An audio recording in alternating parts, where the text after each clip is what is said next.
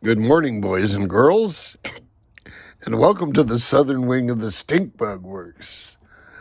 I'll bet you were hoping there'd be a video from another location. So did I. Let me tell you about it. God was not happy with me yesterday. I must have done something that made him throw lightning bolts at me because went to the pond yesterday. Everything looked good. First thing in was the ladybug. I threw it up in the air and it spun and it landed into the water and it immediately flipped right side up and I hit the gas and whoop, it went backwards and I'm, oh crap. I could have sworn I checked it out with my servo tester, but the motor was running backwards. So anyway, I got it back in. That was funny. Switched the motor wires around, and it ran pretty good, but it looked like it could have run faster. I think I had too small of a prop on it. So I brought it back in and was going to swap the props out. And while it was drying off, I was going to run the Cobra 450.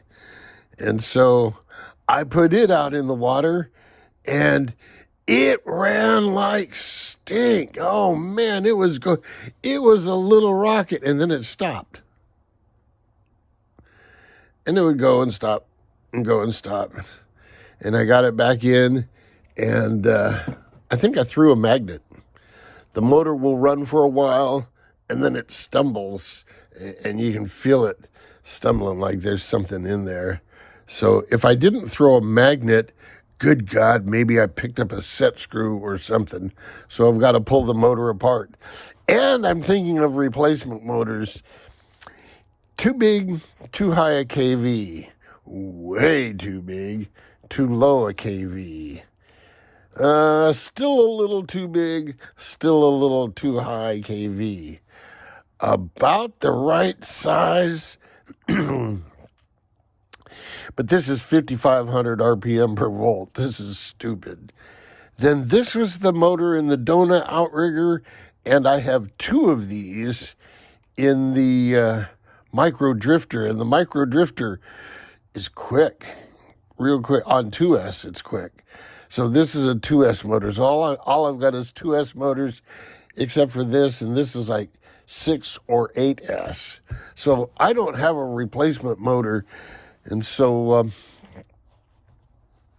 I'm half tempted to call Steve after business hours. It's still quite early in the morning. You folks have figured out I'm an early bird. I get up early.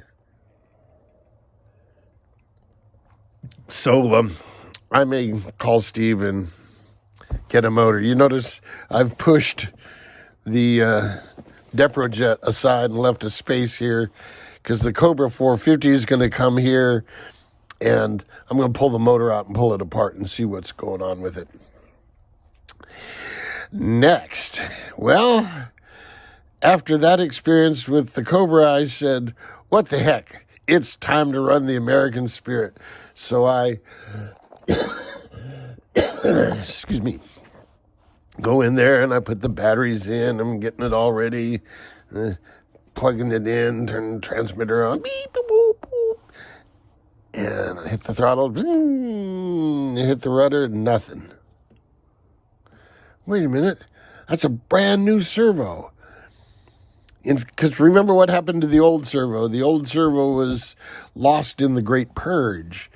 And so when I buy servos, I usually get a couple at a time. And that was a brand new servo.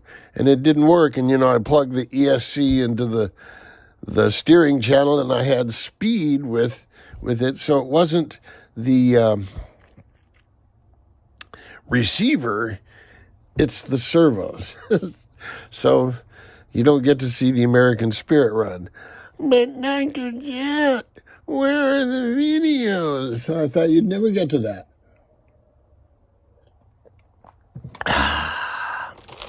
I wore a headband phone holder. Now, every time I've gone out to the pond before, I've worn the headband phone holder. And, I follow the boat with my head. Wherever my head goes, or wherever the boat goes, my head goes. Well, I have lots of really good video of the bridge that goes over the pond and the sky. There might have been a helicopter in one of the videos, but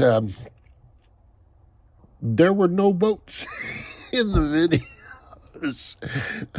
I mean, it's totally amateurish, and each time I'm looking, I can see the screen on the back of the phone, and I'm looking at it going, okay, yeah, that's perfect. I can see the pond. Yeah, that's right where I'm looking. And then I go out, and the thing moves, and oh, God. So here's the deal. Big B uses a modified version of this chin strap. Now, it's something that he put together out of parts in his shop, and it's kind of what's hanging from my neck this very moment is a modified one of these. Big B uses this when he's filming and has learned to turn his body along with, whatever it is he's filming, as opposed to me just turning my head. So were I to do that, I'd get pretty crappy videos. It might be better. I'll give them a try next time out. But because it sure was disappointing. I came back and I looked at every single video, and not one of them showed a boat. Not one of. You could see every now and then it would be down on the workbench, and I'd hold it up here in front of the camera, and that was all you'd see of it. Ed Wood would have been proud of me. So the boats are still in the truck. I haven't even brought them in. There was so much going on yesterday, so I got to get them in here right now and break them down. I'm going to tear apart the Cobra, and I'll come back to you later on today and let you know what the motor deal is. I might just call Steve up today and order a suitable motor for that thing. Until next time, jet out. Get a load of this, boys and girls. This here is, see this little bit of tape here that's wrapped around the motor leads? This little bit of tape right here was hanging loose and had gotten caught up into the rotor. Now, there's nothing wrong with the rotor.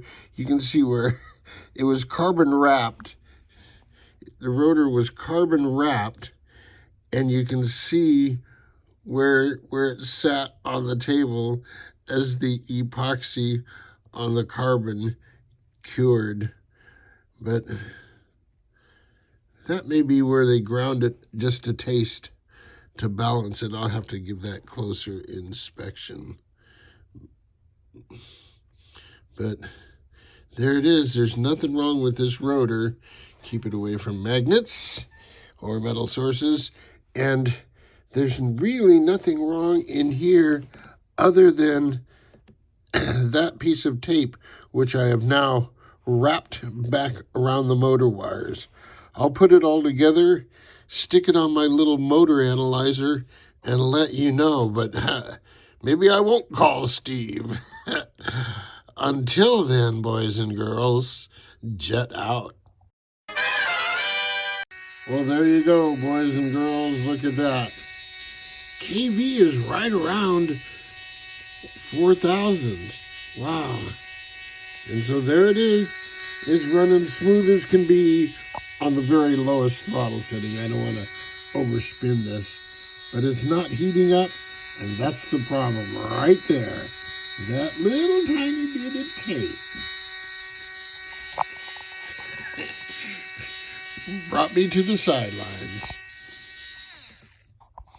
So there you go. That little bit of tape. Until next time, boys and girls, jet out.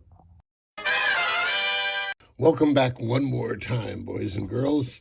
I thought I'd share with you something that I really like about this boat. Now, despite the problem that I had with that, and despite the problem I had with water getting on the speed control, I consider those just fluke accidents. And so I'm not really going to hold it against the manufacturer.